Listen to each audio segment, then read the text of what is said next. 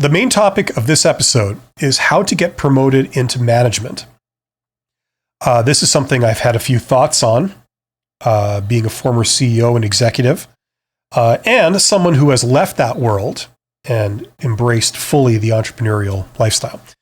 But I know a lot of people are wondering about this in their corporate careers. Okay, let's dive into this. Let me do some setup here. For those of you who know this, you know this. But for those of you who don't, in a lot of organizations, there's this concept that there are essentially two types of employee. Now, for want of a better word, I'm going to call them workers and managers. So people at the management level and people at the worker level. Okay? This is not any kind of disparagement of people who aren't in management. That's nothing of the kind. This is just explaining what their roles are. Now, generally speaking, at the worker level, okay, you're someone who is paid to do what you're told. Okay, so you're not necessarily paid to think, to decide what to do. You're paid to be told what to do, and then you do it, right? The most obvious would be in construction. You've got the workers and then you've got the managers, supervisors and up. So the supervisors issue orders, the workers carry out those orders. It's that simple. Now, if you've spent the first part of your career at the worker level, it may have conditioned you to behave in a certain way. For example, one of the things it may have conditioned you to do is to always ask for permission, always get approval before going ahead and doing something. Unless you've been told specifically to do that exact thing, you might have the instinct, after several years of being a worker in a corporate environment, to always get permission before going out of your way to do something, right? Maybe you've had the experience of thinking for yourself, deciding what you're going to do without being told, going and doing it, and then getting in trouble because the first question out of any manager's mouth is, who told you to do that? Right? And then you get in trouble for it. And that might have conditioned you, well, I now have learned to always ask for permission and get approval before I do anything, right? Now that behavior, generally speaking, might be good if you're at the worker level. Generally speaking, if you're at the management level, supervisor and up, that's generally not how you're expected to behave. Okay, you're expected to have a certain amount of initiative in the sense that you, first of all, decide what you're going to do without being told, and then you go ahead and do it, right? So it works a little bit different between the worker level and the management level. And the traits and behaviors that you're expected to have are going to change, okay? So if you've been an exemplary worker, okay, you're a hard worker, you do your job really well, you don't overstep the mark, and you don't step on any toes, and you are very predictable as an employee. People know what you're doing. The manager knows what you're working on. They kind of know when you're going to be done. And when they expect you to be done, you're done, and you've done what they've expected, right? That's great. But that may not be the right behaviors to give everyone an impression that you'd be a great manager, right? Always asking for permission may not be a trait of a great manager, depending on the situation you're in, okay? So hopefully I'm starting to set up this problem. We're talking about how to get promoted into management, okay? I'm just going to lay some of the principles on you guys. You can react to them. You can ask me some questions, and then maybe we'll go deeper into some of these if people want to, or we'll take it in a different direction depending on what people are curious about. Okay, I have listed, let's see, 5 basic principles that will answer the question, how to get promoted into management, okay? Number one is to network. Now, I hate that term. It's such a small term for a lot of the myriad concepts that encapsulates. What I mean by this is you can't be antisocial, because if you're a manager, managers have to deal with people. In one way, shape, or form, some way, shape, or form, they always having to deal with people. Even technical managers, you have to deal with people. You don't do the work yourself. You have to get others to do the work for you. And in order to do that, you've got to be able to communicate. You've got to be able to I know this sounds silly, but to a degree, you have to inspire. You have to make people want to do the thing you say to do, right? It's about people. So if you're going to be a good manager, you can't be someone who walls themselves off from any social contact. Even if you're like me, you're an introvert, you're a technical introvert, you can't behave like that as a manager. You have to be open to speaking to people. People are going to be coming to you with questions for clarification, and you can't react in a negative way when someone wants clarification for something or someone has a question. You have to be approachable. You have to make people want to ask you a question if they have a question, etc. Okay. Now, how do you do this in the workplace? Well, it means you have to meet with other people and you have to socialize to some degree. Okay. Certainly the degree that protocol allows, right? To be polite. Okay. Let's say you're an introvert. You generally don't like talking to people. When someone comes up to you and asks you about your day so far, you think like, who cares? You don't really care about my day. Why am I wasting time talking to you? Maybe that's what's going through your head, but you can't act that out. Okay. It's just that simple. Okay. Especially bosses. If you're going to be someone's boss or you're going to be put in charge of something, maybe a project, maybe money, maybe an asset like a facility or equipment, something like that. People have to be able to come to you and communicate you.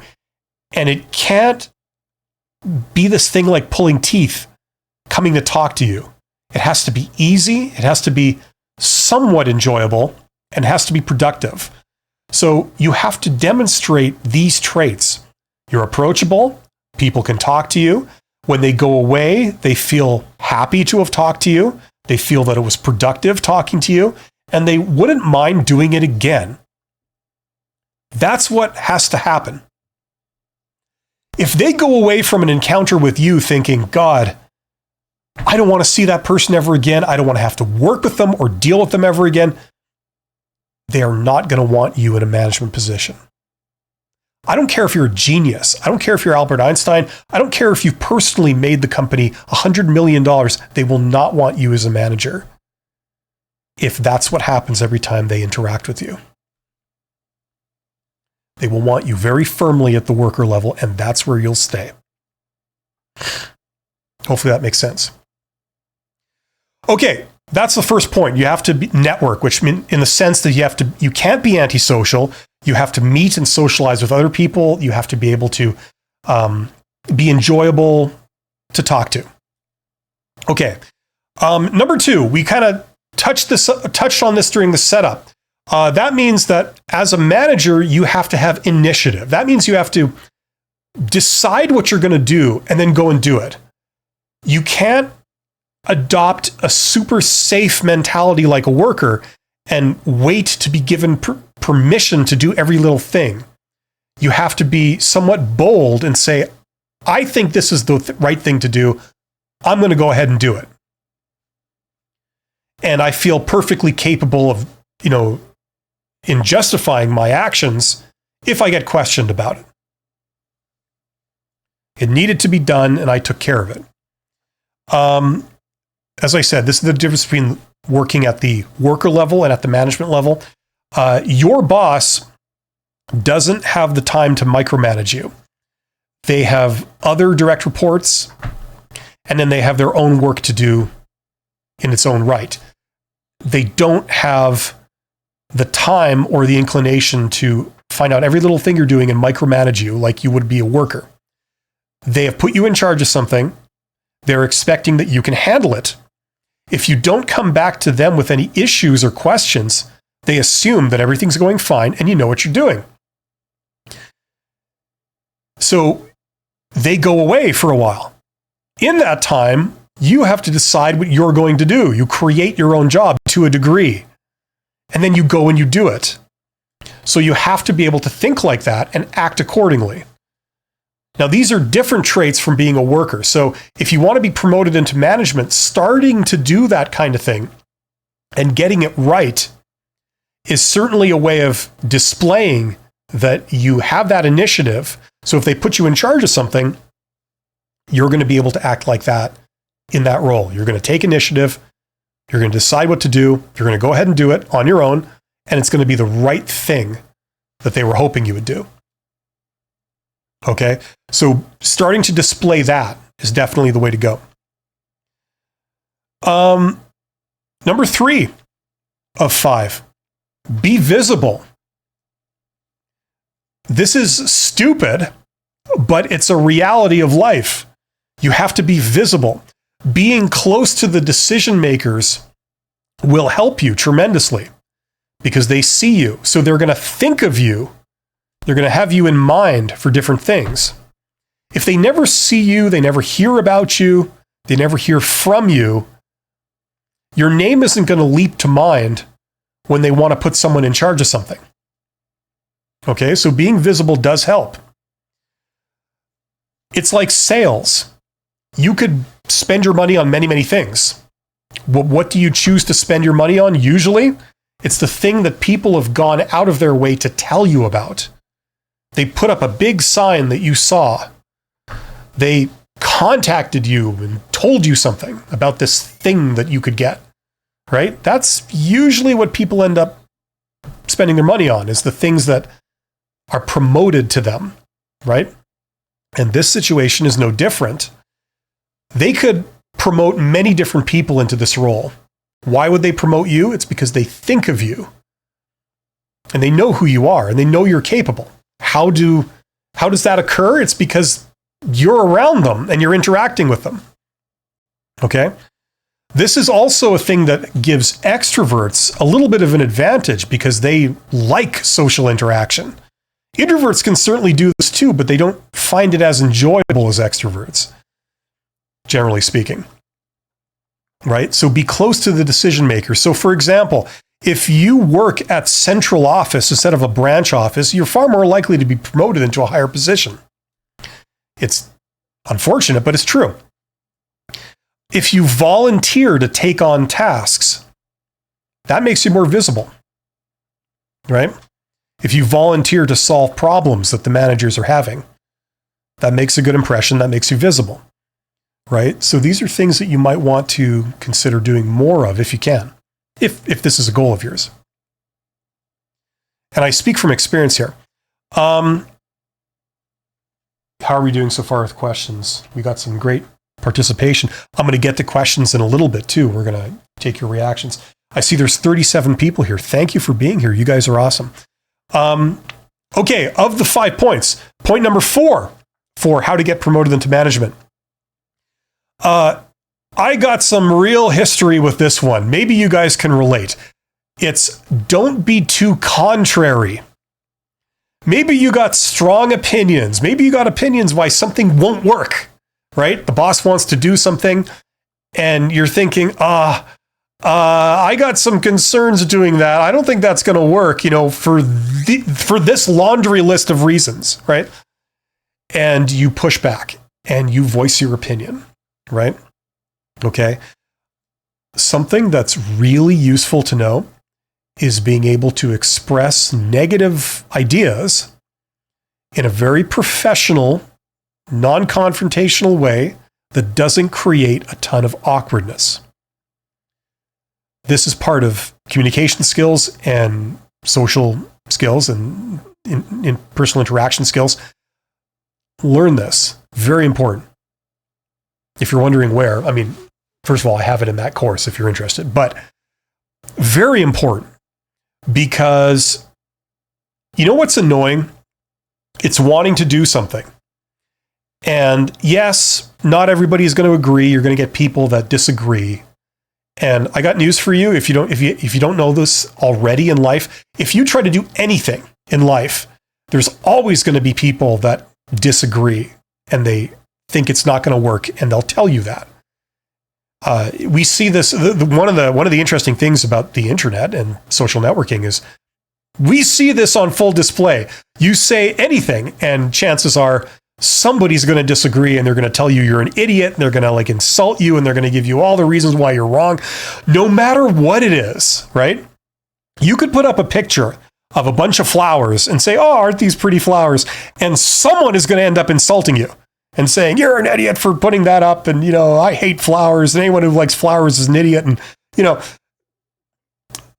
this is just what happens, right? So if you're the boss and you're in charge of your little group, right? Your little team or whatever you're in charge of, and you say, I think we should do this, you're always going to get somebody that's going to disagree. And that's fine. There's nothing wrong with that. Now, if you're the one that disagrees, here's what you do. Usually it's perfectly fine to state your opinion. Okay, I disagree for this reason. But once you've made your point, don't labor it.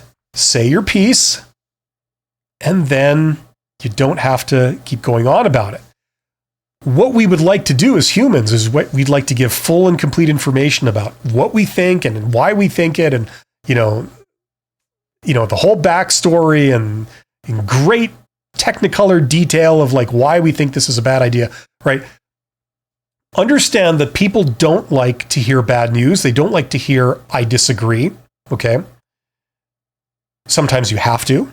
Certainly if you're a manager, you have to, especially from a trusted subordinate that knows their stuff. But once that person has made themselves clear and they've communicated it clearly and they've made a compelling case, if the boss still is unwilling to change direction because of you and your opinion, let it drop. Let it be. Okay? The reality is that you can't just scrap every plan if a single person disagrees. And if you disagree with anything, that means that you're going to quit your job and leave. That's not sustainable either. Okay? So the reality is there's a professional way to behave and to communicate when you disagree with the boss. Do it professionally, do it in a way that doesn't create a ton of awkwardness, and then let it be. You've made your point. Then be an ally and say like, look, I kind of don't think this is the right way to go, but you know, I understand it's what we have to do, and I'll still do my best to try and make it succeed. Right? That's the type of person people want on their team, right? So imagine if you're a manager. Imagine if they have to promote someone to be a manager with them. They're a peer. And you're the type of person that once you disagree with something, you never shut up about it. You keep pushing back. You get very upset. You start to make it personal. Do you think they're going to want to work with someone like that? No, they're not. You were probably bad enough as a worker. The last thing they want is that as a peer, as a fellow manager. So remember, always act professionally when you disagree with something, okay? Because you are going to disagree, and they're going to disagree with you. But you've got to keep the entity flowing, and you've got to keep personal relationships functional. Okay, so that's point number 4. Don't be too contrary. And I've been in this situation personally where, like, you know, I did this. I really pushed back against my bosses and things before, and I was wrong. I thought I knew it all, but I didn't. I was absolutely convinced at the time that I was right, but it turns out I was wrong, and I pushed back against something. And the reality was I just had more to learn, and they were right. And it wasn't obvious why. They didn't do a good job of communicating why they were right, but then again, they don't really have to convince me. That's not part of their job. But yeah, this is a thing, and I've noticed this in others too. It's great to have people that are committed and engaged, but there's a limit. And finally, I don't know if this is maybe this is a minor point, but it's stick out bad bosses. So if you want to be promoted into management, and let's say you get a boss that you really don't click with, you know, maybe they're a jerk or they're just not your style at all. I'm not going to tell you whether you should leave or you should stay. That's up to you to decide. But what I will say is that we sometimes think that a bad boss is going to be there like forever. And a lot of the times they aren't. So if you've had a promising career, you've been moving up in a company, you've been climbing the ladder, and all of a sudden you're at a place where you've got a bad boss, where it feels like your rise stops here because of this jerk, your gut feeling might be to leave immediately and thus kiss goodbye, everything you've built up at that place. What I'd say is that a lot of the time it doesn't work like that. A lot of the time those people are only there for a year, something like that, maybe 6 months. If that's all it takes, just stick it out, ride it out, and then that person will no longer be an impediment. Okay? In our mind, we think, they're just going to be there forever. And that's just not true. So I will add that as a footnote. But that's what I'd recommend for how to get promoted into management. Quick summary, network, take initiative, be visible, don't be too contrary, and don't just quit the moment you have someone you don't get along with as your boss.